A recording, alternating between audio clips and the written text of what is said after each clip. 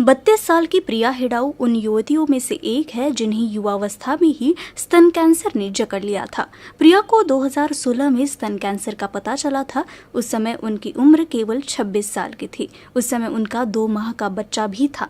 ऐसे हालत में बच्चे की मिल्क फीडिंग कराना, साथ ही बच्चे की देखभाल करना प्रिया के लिए चुनौती था। 1.5 साल हुआ था शादी को और मेरा बच्चा सिर्फ 6 महीने का था। तो उस वक्त मैं बहुत शॉक थी, बहुत टेंशन भी थी कि मेरे बच्चे का क्या होगा अगर मुझे कुछ हो गया तो।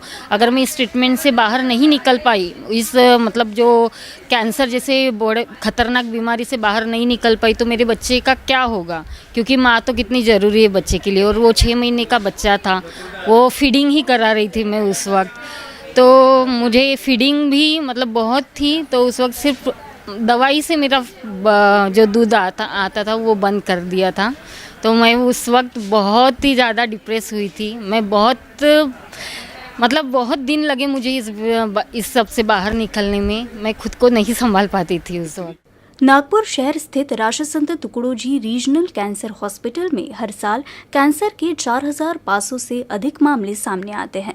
इनमें 8 से 10% मामले केवल 20 से 30 वर्ष के युवाओं के दर्ज होते हैं। कैंसर विशेषज्ञ युवतियों में ब्रेस्ट कैंसर होने के कई कारणों को जिम्मेदार मानते हैं। तनाव ज्यादा लेना, शादी में विलंब, गर्भधारण में देरी, ब्रेस्ट फीडिंग न होना, गलत जीवन शैली, शराब, सिगरेट का सेवन जैसे कई कारण ब्रेस्ट कैंसर को न्योता देते हैं। हालांकि ब्रेस्ट कैंसर के 5 से 10% मामले जेनेटिक भी होते हैं, यानी परिवार में किसी को कैंसर होता है तो परिवार के अन्य सदस्यों में भी कैंसर की संभावना अधिक होती है। यंग कैंसर में देखेंगे तो इसका जो डेटा है इसमें देखा गया है कि पिछले 26 साल में और 39% से इंक्रीज़ हुआ है यंग पेशेंट्स में।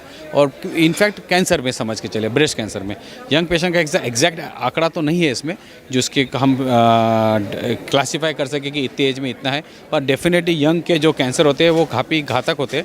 और उसका मेन कारण होता है उनकी मॉलिक्यूलर टाइपिंग। इनमें जनरली ट्रिपल निगेटिव कैंसर की संभावना ज़्यादा है, जो कि बहुत ही एग्रेसिव होते हैं। और ट्रिपल निगेटिव कैंसर में डेथ रेट डेफिनेटली ज़्यादा होती है। तो ये मेन कारण है जिसके कारण हमने देखा गया कि यंग लोगों में डेथ ज़्यादा होती है। ये हार्मोनल फैक्टर्स और ख़ास करके स्त्रियों में ये हार्मोनल फैक्टर्स कुछ ऐसे गड़बड़ की वजह से, हार्मोनल फैक्टर की वजह से कैंसर की उत्पत्ति होती है। जो लोग खास करके इंडस्ट्रियल में काम करते हैं, जैसे एस्बेस्टोसिस वगैरह होता है, वहाँ भी इंडस्ट्रियल फैक्टर की वजह से भी कैंसर होता है।